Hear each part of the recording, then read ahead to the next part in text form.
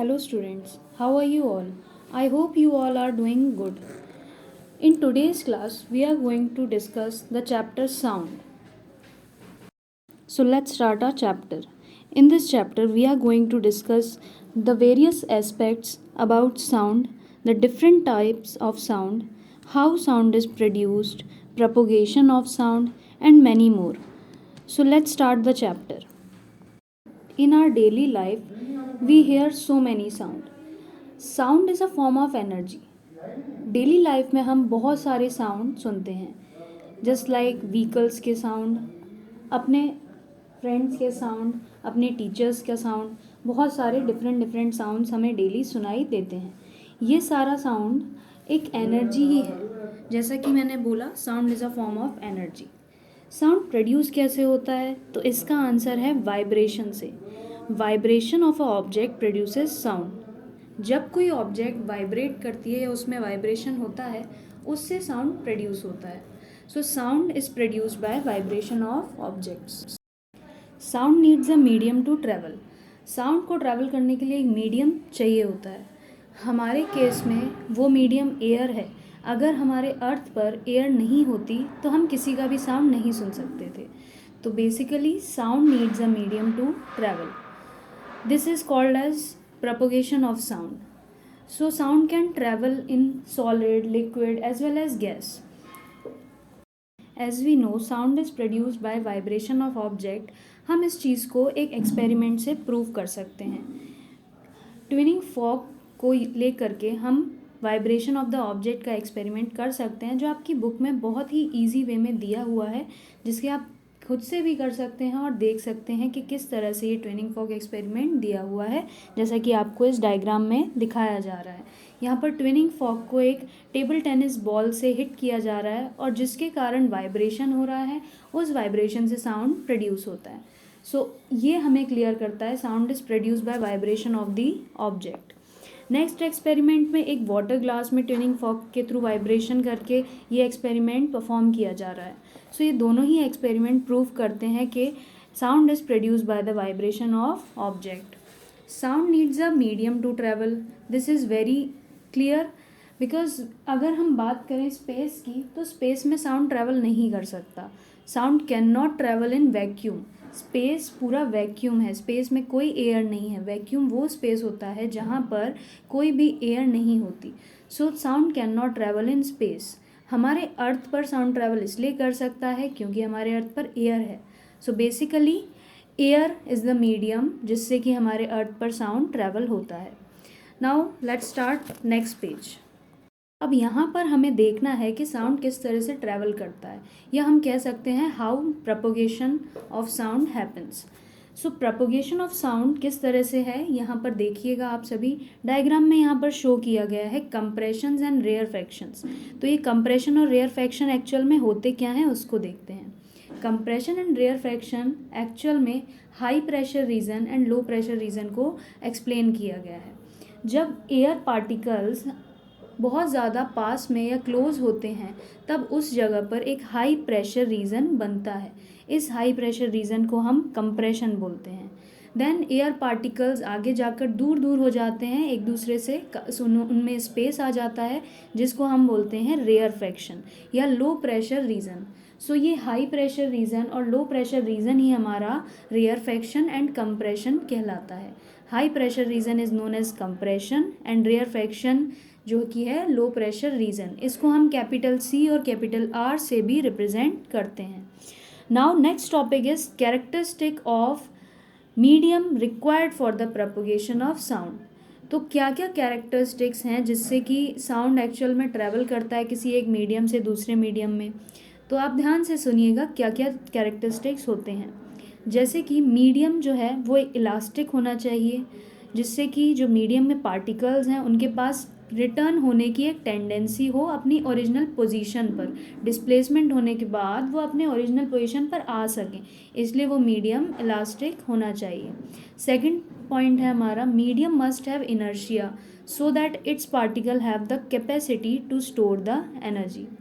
Third point देखा जाए तो वो है the friction resistance of medium should be negligible to minimize the loss of energy in propagation. ये सारे कैरेक्टरिस्टिक्स होते हैं उस मीडियम के जिसमें साउंड ट्रैवल करता है। नेक्स्ट टॉपिक है हमारा longitudinal wave and transverse wave. So हम सब जानते हैं sound is a form of wave, sound एक वेव के फॉर्म में होता है। साउंड हमारा लॉन्गिट्यूडनल वेव है, ना कि ट्रांसवर्स वेव। अब ये लॉन्गिट्यूडनल और ट्रांसवर्स वेव क्या होती हैं उनको देखते हैं। So longitudinal wave, it is a wave in which the particles of the medium oscillate or vibrate to and fro in the direction of propagation to the wave is called longitudinal wave. Means जब to and fro motion हो रहा है particles के बीच में, या उनके जब particles oscillate करते हैं या वाइब्रेट करते हैं एक टू एंड फ्रो मोशन के थ्रू, उसको हम उस वेव को हम कहते हैं लॉन्गिट्यूडनल वेव। सेकंड है ट्रांसवर्स वेव। ट्रांसवर्स वेव क्या होती है? ट्रांसवर्स वेव हमारी एक परपेंडिकुलर डायरेक्शन में है। Transverse wave, a wave in which the particles of the medium oscillate in the direction perpendicular the direction of propagation of the wave is called a transverse wave. ये waves हमारी, जैसे कि हम कभी पानी में अगर कोई स्टोन या कोई रॉक पीस छोटा सा अगर हम कोई पेबल फेंकते हैं तो उससे जो पैटर्न्स बनते हैं हम उन्हें रिपल्स कहते हैं। वो रिपल्स एक ट्रांसवर्स वेव का एग्जाम्पल होता है।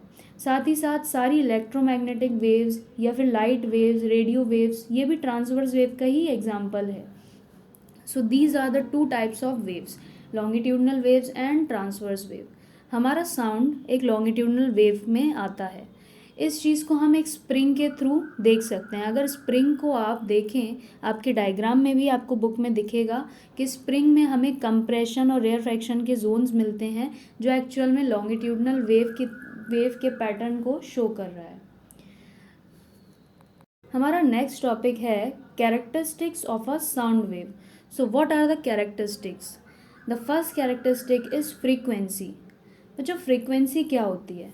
The number of complete waves or cycles produced in 1 second is called frequency of the wave. या फिर मैं कह सकती हूँ द नंबर ऑफ वाइब्रेशंस पर second is called frequency. Frequency की यूनिट हर्ट्ज होती है। हर्ट्ज जो साइंटिस्ट के नेम को ऑनर करने के लिए, उनको ऑनर करने के लिए इस यूनिट को दिया गया हर्ट्ज, उनके नाम पर ये यूनिट दी गई। सेकेंड कैरेक्टरिस्टिक है amplitude. So what is amplitude? The maximum displacement of each particle from its mean position is called amplitude. इसकी SI यूनिट मीटर होती है। Next is time period. The time required to produce one complete wave or cycle is called time period of the wave. Its formula is 1 upon T और 1 upon V. हम इसका formula जो है frequency के through निकाल सकते हैं। जैसे कि फ्रीक्वेंसी का फॉर्मूला होता है 1 अपॉन टाइम पीरियड, तो टाइम पीरियड का फॉर्मूला भी बन जाता है यहीं से। नेक्स्ट टॉपिक है हमारा wavelength. Wavelength, it is very simple. Wavelength होता है the distance between two nearest points in a wave which are in the same phase of vibration is called wavelength. या हम कह सकते हैं the distance between two nearest crest of a wave और troughs is called wavelength. Wavelength को हम एक Greek symbol lambda से रिप्रेजेंट करते हैं जो आपको यहाँ पर दिख रहा है। इससे हम वेवलेंथ को एक्सप्रेस करते हैं। नेक्स्ट टॉपिक है pitch. Pitch is the shrillness. Pitch एक कैरेक्टरिस्टिक फीचर है म्यूजिकल साउंड का जो कि एक श्रिलनेस को या फिर एक इंटेंसिटी ऑफ साउंड को एक्सप्लेन करता है। अगर पिच की बात करें तो जो मैन है, मैन की पिच लो होती है और जो विमेंस हैं या जो छोटे बच्चे होते हैं उनकी पिच हाई पिच होती है, फ्रीक्वेंसी भी हाई रहती है। नेक्स्ट टॉपिक है हमारा speed of sound in different media. Speed of sound अलग अलग मीडियम में डिफरेंट होती है। जैसे कि speed of sound in air is 346 या 340 मीटर पर सेकेंड। एयर पर 0 डिग्री सेल्सियस पर 331 या 332 मीटर पर सेकेंड होती है। ग्लास में 3980 मीटर पर सेकेंड एंड वाटर में 1531 मीटर पर सेकेंड। ये स्पीड ऑफ साउंड है जो अपने अलग अलग मीडियम में अलग अलग होती है। Next is sonic boom. When the speed of any object exceeds the speed of sound, it is said to be traveling at the supersonic speed. जब हम बुलेट ट्रेन, जेट एयरक्राफ्ट्स, इन सब की आवाज़ सुनते हैं तो ये आवाज़ बहुत ज़्यादा सुनाई देती है और इनकी स्पीड भी बहुत ज़्यादा होती है। तो सोनिक बूम तब कहलाता है या सुपरसोनिक स्पीड तब कहलाती है जब किसी ऑब्जेक्ट की स्पीड साउंड की स्पीड से बहुत ज़्यादा हो जाए, तब वो जो साउंड है, वो जो स्पीड होती है, वो सुपरसोनिक स्पीड या फिर सोनिक बूम कहलाती है। So this is all about sonic boom. Now next topic is reflection of sound. It is very important topic. Reflection of sound जो है आपका, that is the bouncing back of sound when it strikes to a hard surface. Reflection of sound जो है soft material में नहीं होता, soft material sound को absorb कर लेते हैं। Next is echo. So what is echo? Echo is a reflection of sound. It is repetition of the original sound. जब साउंड रिपीटेड होता है हमें सुनाई देता है, जैसे कि अगर कभी हिल साइड पर या किसी क्लिफ पर हम बोलते हैं कोई भी चीज़, तो हमें वो रिपीट होकर के आवाज़ सुनाई देती है, तो यही आपकी इको कहलाती है, right. Next is reverberation. So, a sound created in a big hall will persist by repeated reflection from the walls until it is reduced to a value where it is no longer audible. Means जब sound किसी बड़े से hall में बार बार repeat हो रही है, बार बार repeat होती जा रही है रिफ्लेक्शन के कारण, तब तक जब तक वो सुनाए, ऐसा टाइम आ जाए हमें वो ऑडिबल ही ना हो, हमें समझ में ही नहीं आता कि क्या बात चल रही है, तो इस चीज़ को रिवर्बरेशन कहते हैं। इसको रोकने के लिए हम हॉल्स में या तो कर्टन लगा देते हैं या फिर हम साउंड बोर्ड लगा देते हैं, जिससे कि ये इको, रिवर्बरेशन या रिफ्लेक्शन ऑफ साउंड थोड़ा सा रिड्यूस हो जाए और हमें आवाज़ क्लियर सुनाई दे। रिफ्लेक्शन ऑफ साउंड के क्या क्या यूजेस हैं? मेगाफोन, हॉर्न्स, डॉक्टर्स जो स्टेथोस्कोप यूज़ करते हैं उसमें, ये सब रिफ्लेक्शन ऑफ साउंड के कुछ यूजेस होते हैं। Next is range of hearing. ये कुछ यहाँ पर आपको पहले डायग्राम दिए हुए हैं रिफ्लेक्शन ऑफ साउंड के एग्जांपल्स, जैसे कि मेगाफोन दिया है, हॉर्न दिया हुआ है, डॉक्टर्स का स्टेथोस्कोप दिया है, सीलिंग पे आपको कर्व शेप की सीलिंग दिखाई दे रही है, साथ ही साउंड बोर्ड लगा हुआ दिखाई दे रहा है, और रिफ्लेक्शन ऑफ साउंड कैसे होता है उसका डायग्राम है। इसके बाद नेक्स्ट टॉपिक है हमारा range of hearing. So range of hearing, वो रेंज जहाँ पर हम आवाज़ सुन सकते हैं, उस साउंड को हम बोलते हैं, या उस रेंज को हम बोलते हैं Audible sound. So human beings में ऑडिबल साउंड होता है 20 हर्ट्ज से लेकर के 20,000 हर्ट्ज। 20 हर्ट्ज टू 20,000 हर्ट्ज की आवाज़ हम सुन सकते हैं। उससे कम की आवाज़ कहलाती है इंफ्रासाउंड, और उससे ज़्यादा की आवाज़ 20,000 हर्ट्ज से ज़्यादा की वॉइस कहलाती है, साउंड कहलाती है अल्ट्रासाउंड। इंफ्रासाउंड एंड अल्ट्रासाउंड हम नहीं सुन सकते, ये सिर्फ कुछ एनिमल्स में एक ऐसी कैपेसिटी होती है जो इन आवाज़ को सुन सकते हैं। जब अर्थक्वेक आता है तो इस टाइम पर एलिफेंट्स, वेल्स, इन सब को पहले से ही अलर्ट हो जाता है, क्योंकि ये साउंड को सुन सकते हैं। इनकी रेंज होती है कि इस साउंड को 20 हर्ट्ज से कम की साउंड को सुन सकते हैं। अर्थक्वेक जब आता है तो वो इंफ्रा साउंड प्रोड्यूस करता है, जो पहले ही इन एनिमल्स को सुनाई दे जाता है और वो अलर्ट हो जाते हैं। नेक्स्ट अल्ट्रासाउंड या अल्ट्रासोनिक साउंड। ये साउंड कौन सा होता है हमारा? ये 20,000 हर्ट्ज से ज़्यादा का साउंड होता है। 20,000 हर्ट्ज से ज़्यादा का साउंड हमारा अल्ट्रासाउंड कहलाता है। So this is ultrasound. Ultrasound की बहुत सारी एप्लीकेशंस होती हैं। सबसे फर्स्ट एप्लीकेशन है जो डॉक्टर्स हमें डायग्नोस के लिए, टेस्ट के लिए बोलते हैं अल्ट्रासाउंड करवा के आने के लिए, तो वो अल्ट्रासाउंड जो मशीन होती है वो एक्चुअल में यही अल्ट्रासाउंड है, जिससे इंटरनल ऑर्गन्स को हम देख सकते हैं। सेकंड, अल्ट्रासाउंड का यूज़ है ऐसे पार्ट्स जो कि हार्ड टू रीच हैं, जहाँ जैसे कि स्पाइरल ट्यूब है, ऑड शेप पार्ट्स हैं, इलेक्ट्रॉनिक कंपोनेंट्स हैं, जिनमें बहुत ज़्यादा डस्ट, डर्ट ये सब आ जाता है, उसको हम अल्ट्रासाउंड की हेल्प से क्लीन कर सकते हैं। सेकंड, किसी मेटल ब्लॉक में अगर कोई क्रैक है जो हमें दिखाई नहीं दे रहा पर अंदर ही अंदर है, उसको हम अल्ट्रासाउंड से डिटेक्ट कर सकते हैं। ईसीजी यानी कि इकोकार्डियोग्राफी, ये आपका जब डॉक्टर्स बोलते हैं कि ईसीजी करा के आना है, ये वही ईसीजी है जिसमें आपकी जो हार्ट रेट है, ये सारी चीज़ें पता चल जाती हैं, कोई अगर प्रॉब्लम होती है वो भी पता चल जाता है, तो इसके थ्रू हम पता कर लेते हैं काफ़ी सारी चीज़ें, डॉक्टर्स को ईजी होता है। इसमें भी अल्ट्रासाउंड यूज़ होता है। सोनोग्राफी में अल्ट्रासाउंड यूज़ होता है। किडनी स्टोन्स को ब्रेक करने के लिए भी अल्ट्रासाउंड यूज़ होता है। So these are the applications of ultrasound. Our next topic is sonar. So what is sonar? The acronym sonar actually stands for sound navigation and ranging. सोनार का full form होता है sound navigation and ranging. सो सोनार जो technique है वो ultrasonic sound को use करती है. Sonar generally submarines, boat, ship इन सब में होता है और ये अंडरग्राउंड, अंडर वाटर जो हिल्स हैं, वैलीज़ हैं, सबमरीन्स हैं, आइसबर्ग या कोई सनकिन शिप है उसको फाइंड आउट करने के लिए यूज़ किया जाता है. जो सोनार वाले शिप्स होते हैं उनमें एक ट्रांसमीटर और एक डिटेक्टर लगा होता है. ट्रांसमीटर वेव्स को ट्रांसमिट करता है और डिटेक्टर वेव्स को डिटेक्ट करता है.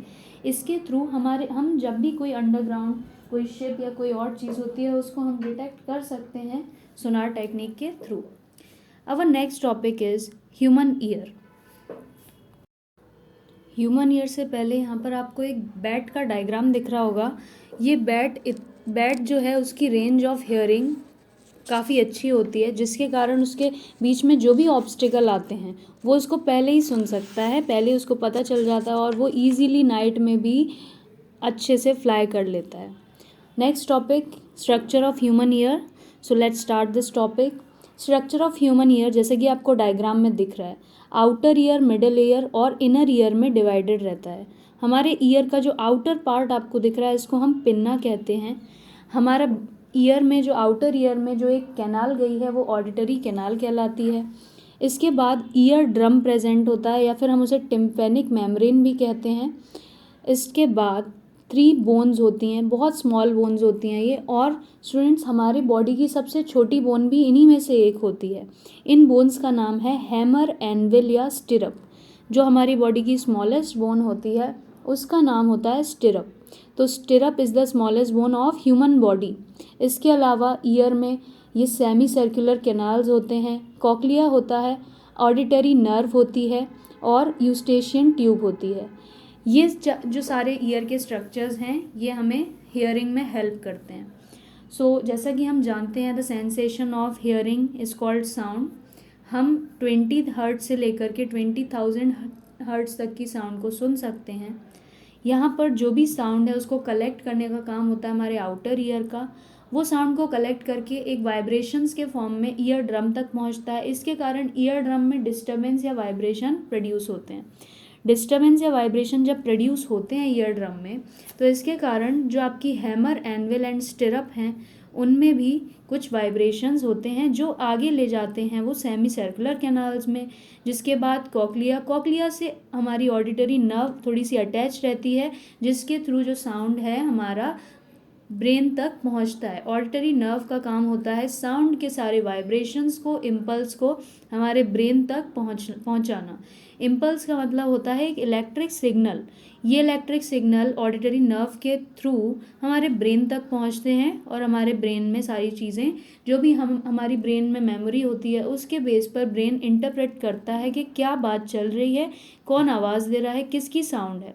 So this is all about chapter 12 sound. I hope आप सबको ये चैप्टर समझ में आया होगा. आप इसको अच्छे से पढ़िएगा जिससे कि ये चैप्टर समझ में आए और साउंड से रिलेटेड जितनी भी चीज़ें हैं वो आपको यहाँ पर क्लियर हो जाए. आप इसमें जितनी भी रेंज ऑफ हियरिंग है, सोनार है, स्ट्रक्चर ऑफ ह्यूमन ईयर है, इनको अच्छे से पढ़िएगा because these are the very important topics of this chapter. So thank you.